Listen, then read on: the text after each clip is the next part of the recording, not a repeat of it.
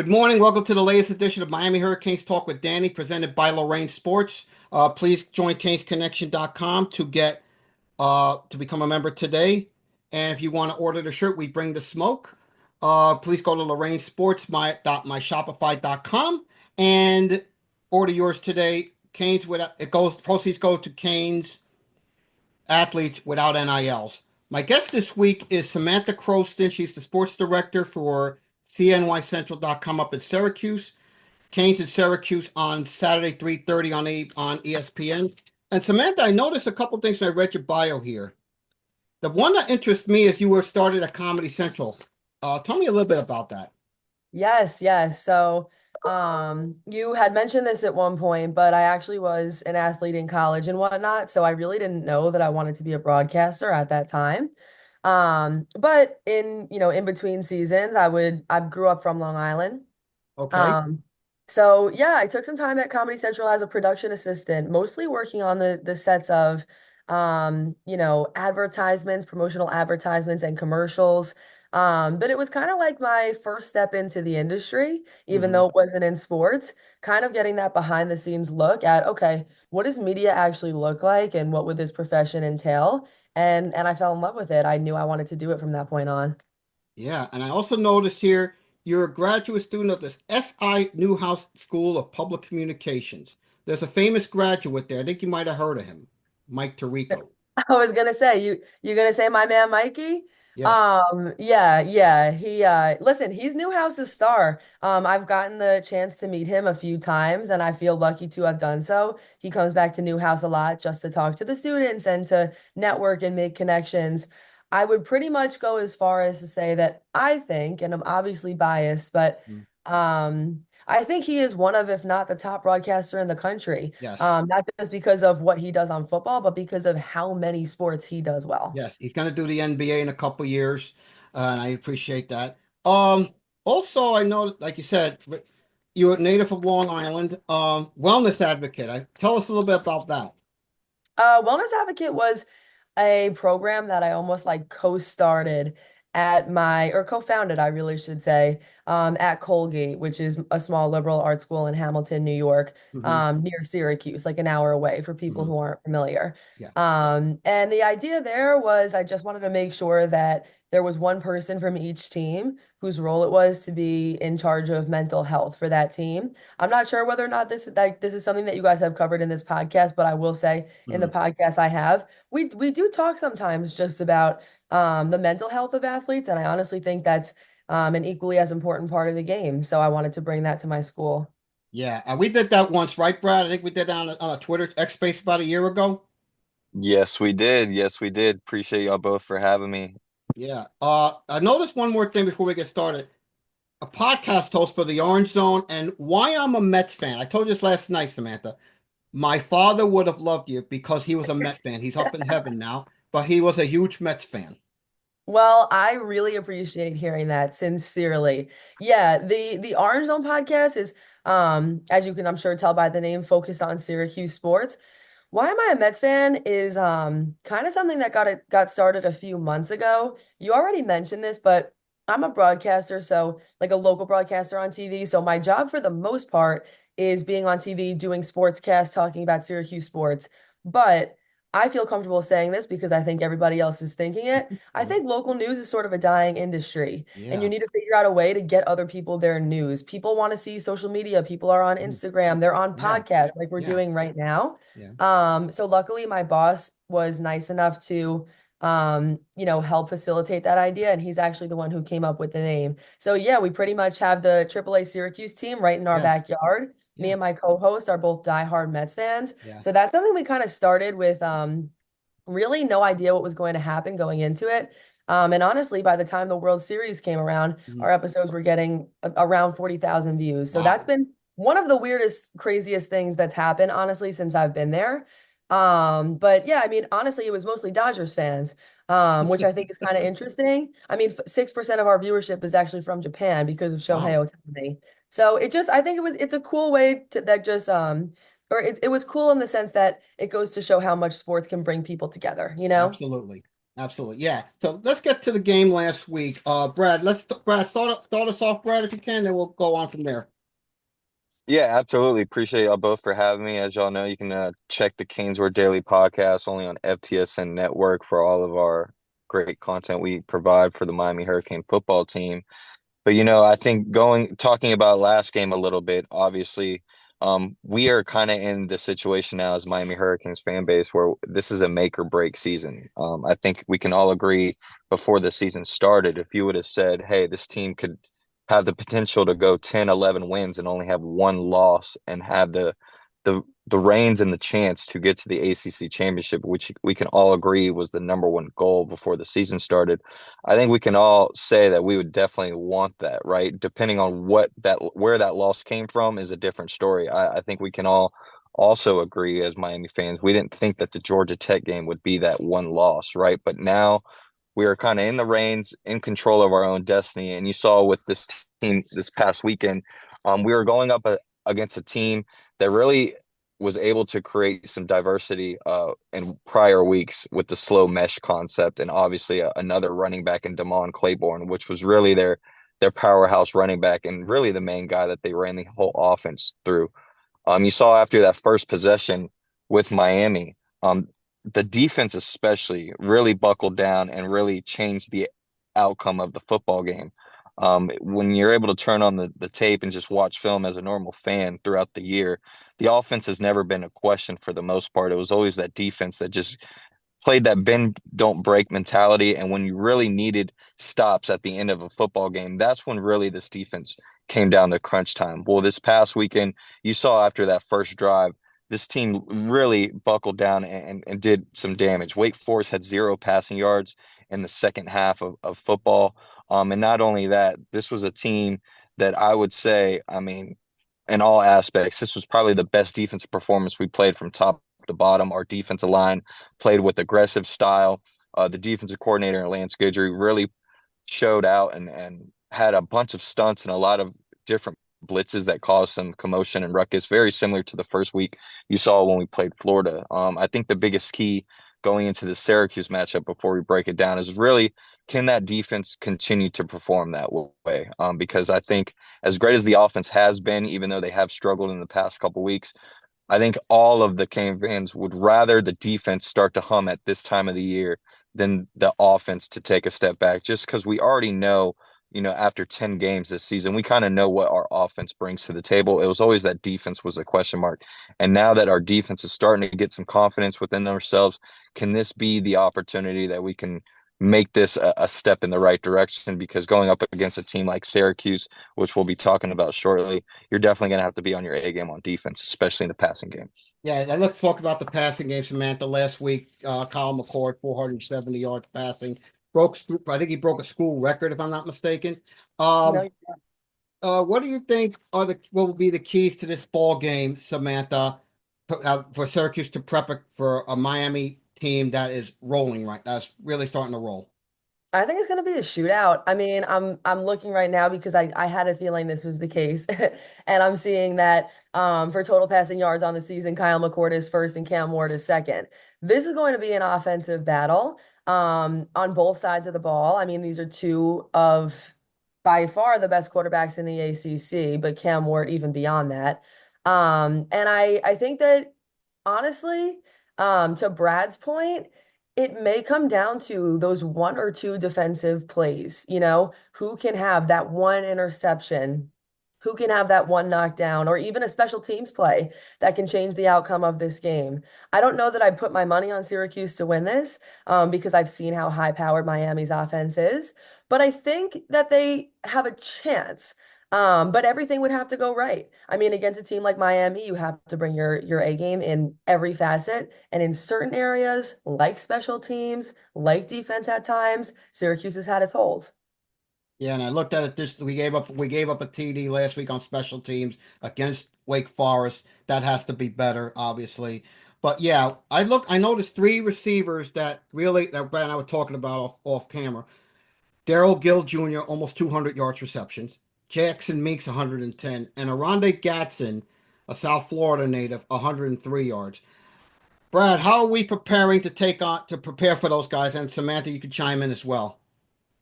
Yeah, I think first and foremost with Miami, obviously the key is going to be communication, right? One of the lackluster things you saw in that first drive this past weekend, that one touchdown on Miami on the opposite side of the ball definitely came from lack of communication on the back end and in the secondary.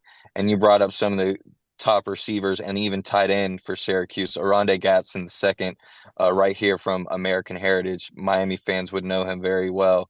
Not only is he the leading wide receiver slash tight end for Syracuse this year, he was the main top target last year as well. He's got big frame, big size, a guy that can really create mismatch, especially to your linebackers, which has obviously been a glaring weakness for Miami. Thankfully, Kiko Mano and the linebacker group really stepped up this past week. So again, going back to my original point, confidence is going to be really key here. And then also getting guys back from injury.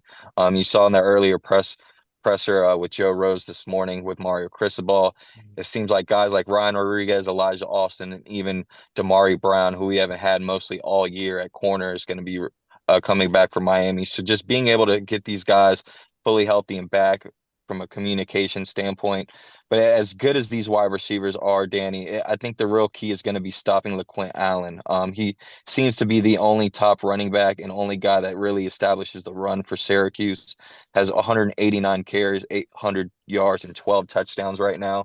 And when you really look at this defense, there's always been that one glaring weakness every week is that there's always that running back for the opponent's side where if they have the capability to make a guy miss and score on one play, that usually tends to happen at least one time, right? Going back to the Virginia Tech game, even recently this past weekend with Damon Claiborne as well, who obviously had some opportunities early on. LaQuint Allen is going to be another guy right there as well, right? But I think the biggest key in all this is going to be rushing on both sides of the football. Both teams are top three in the ACC in passing offense, whether it's on offense or defense. But it's Syracuse that I'm really looking at that seems to be near the bottom of the pack in the ACC, not only rushing the football, but also stopping the uh, football on the run.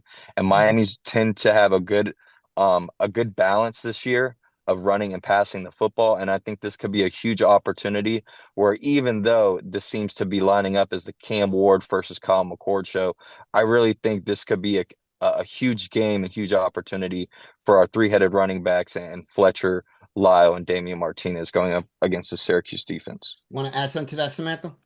Yeah, I think it's interesting when you talked about the receivers who you brought up. All of them have their strengths, particularly Gadsden. I think that's a guy who you're going to see playing on Sundays.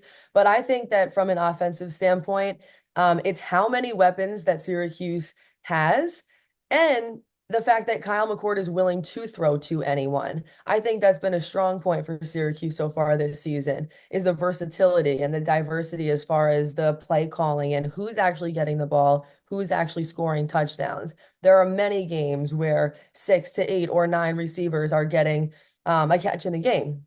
That being said, I think the biggest thing that Brad brought up was stopping the run has been abominable. I mean, that has been probably Syracuse's biggest hole all season, and it will continue to stay that way if they don't make changes. It's kind of funny. I feel like we could all agree at this point in the season.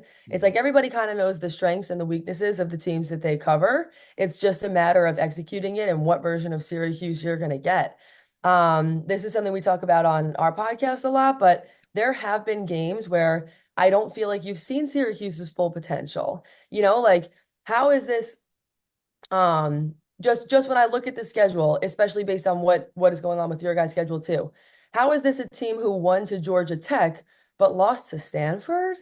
Like some things just don't add up. Even Boston College, I mean, blown out by Pittsburgh, that was just a bad loss. But I think there are times where you could have seen a better version of this team than you saw.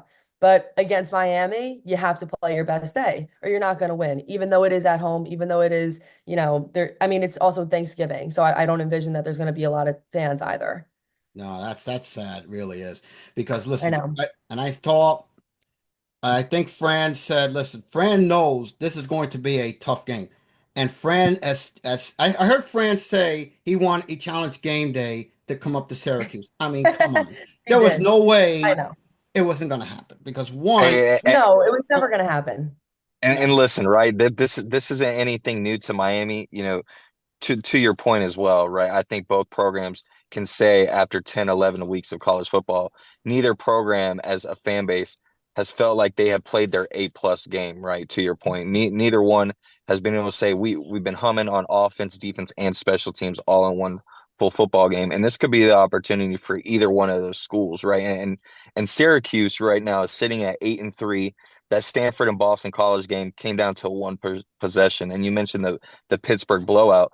I mean, this could easily be both teams with only one loss right now. And Coach Fran Brown, his first year at Syracuse, after being a DB coach at Georgia for a couple years, people already knew what he brought to the table from a recruiting aspect and from a development standpoint with the secondary, right? But what he's been able to do as far as turning around a program like Syracuse very quickly in his first year, I kind of similarize this to the same as Coach Rhett Lashley over at SMU, right? You talk about a guy in Dino Barbers who was at Syracuse for 8 years. He only had one season where he had a 10-win season. Other than that, it was 7 wins or under in 8 years of head coach at Syracuse. And Fran Brown is really already turning the page his first year there, right? I think the biggest thing, going into this is can your team be up for the challenge? And Coach Fran Brown definitely in the presser, making that statement of wanting college game day there for Syracuse. This isn't the first time Miami has felt like the opponent is, treating us like the Super Bowl, right? Going back all the way to South Florida and Cal and Virginia Tech, so on and so on. I think at the end of the day, Mario and the staff understand what the original task at hand was this season.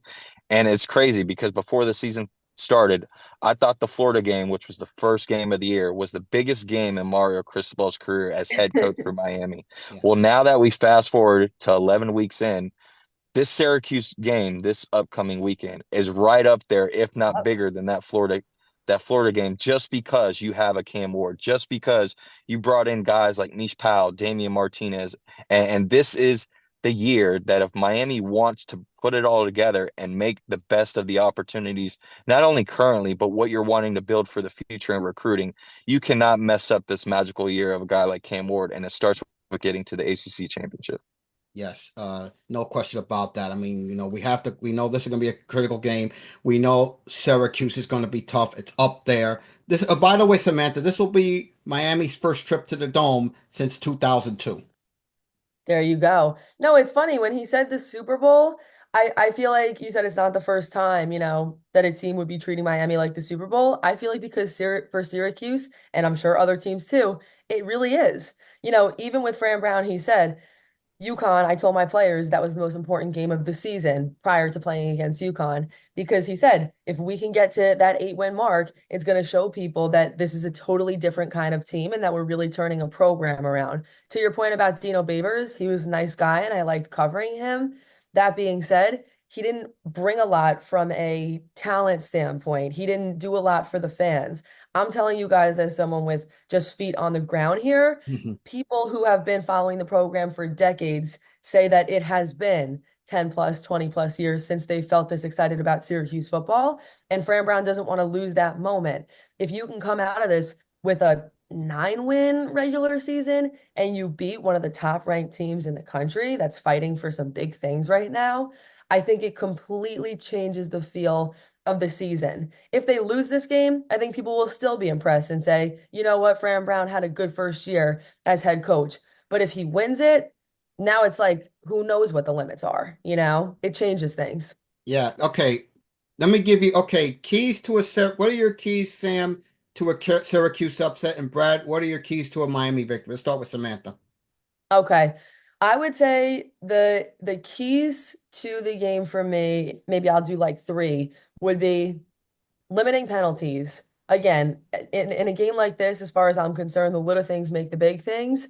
All of the little things that have hindered Syracuse or have led to those one possession games have to be cleaned up. Yes, Fran Brown has said multiple times, Brad has said in this conversation that a couple of those games came down to one possession, but that one possession mattered and they lost. Can't happen against Miami. So I'd say limiting penalties is one.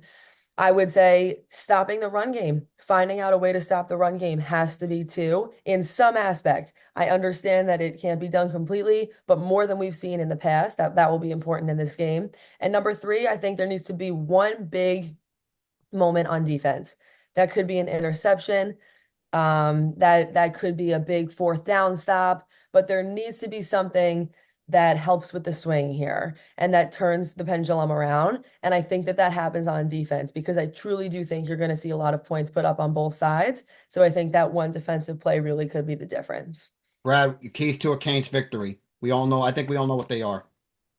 Yeah, I mean, again, first and foremost, I think the first thing is going to be establishing the run, right?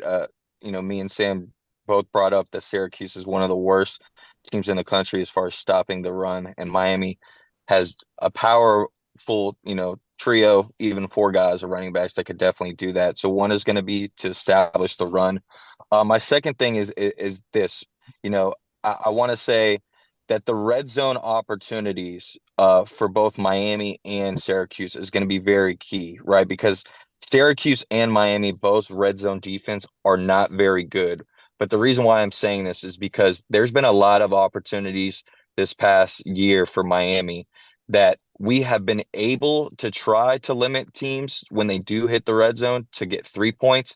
But it seems like the majority of when teams do hit the red zone against Miami's defense, they're getting 6 points, right? And when you look at Syracuse's offense and a guy on Kyle McCord, it's pretty obvious that the guy can sling the football, very similar to Cam Ward. But the glaring thing in my eyes is if you're number one and number two in passing in the country, right, your scoring offense should also be replicated towards that. And Miami's number one in the country in scoring offense. But when you look at Syracuse, they're right under the top 50 in scoring, but yet you have the number one passer in the country in Kyle McCord. So that is going to be very key to me that you have to continue to limit those big plays to be 3 points. I don't think you're going to be able to stop big plays with the Syracuse team because this is just their bread and butter, but you got to be able to continue the trend of Syracuse not being able to score as many points. And I think that's going to be the biggest key in this game. Okay, running short on time, so I'm gonna get you guys out of here with a prediction. Sam, go first. What's your prediction? Oh, can Brad go first? I gotta Yeah, hear what Brad Brad, you says go first, and I'll go anyway. with Sam. Brad, go first. No, all good. I appreciate it. Yeah, again, I agree with Sam. I think this is definitely going to be a high scoring game. I'm going to go 48-38 Hurricanes. I think it's going to come down to a couple possessions. And it's going to be that one stop, like we said before, that is really going to change the game uh, of this outcome. And again, to my point again, man, Mario Cristobal understands the task at hand. Sam and I both preached about these head coaches having that 1-0 mentality, just focusing on the following week. Well, guess what, folks? This is the last week before the big dance for Miami. And if we want to achieve our goals, this is the way it needs to be done. And it ends with Syracuse. And I think they kind of knew going into this matchup that this was going to be the case. And a guy like Kyle McCord is definitely going to test this defense. But I'm going to go 48-38. Definitely Okay, picking the over on any betting apps for total points in this game. okay, Sam. Yeah, I would say that's a good call. All right, I'll go just a little lower than that. I'll go something to the effect of like 42-35. I Mhm. really do still think this is, to Brad's point, like a close game because there's so much at stake for both teams. But I don't know, man. I just feel like it makes me look way too hopeful if I'm gonna pick Syracuse, especially on a Miami podcast. I better mean Mhm. it. So I'll go Miami's gonna win this game. Brad, Samantha, like Brad, you and I have talked about this. Big, tough environment up there. Most dangerous opponent Canes will face this year in the regular season. I said it when the season started. The sleeper team was Syracuse, and I looked at that schedule. I said that team was capable of winning 10 games. They've won 8. They have a chance to ruin Miami's season. But I think if Miami shows up the way it did against Wake for 4 quarters, especially in that second half, I think Miami wins comfortably. And but I'm going to say it's going to be a shootout, like you said. It's going to be the defense that comes up with a big play late. But I'm going to go Canes 45, Syracuse 35. So that's my prediction. Sam, Brad, thank you so much for coming on today. Greatly appreciate it. Sam, we'll have a happy Thanksgiving. Brad, same to you, and we'll talk and we'll check up on Saturday. Thanks for having me.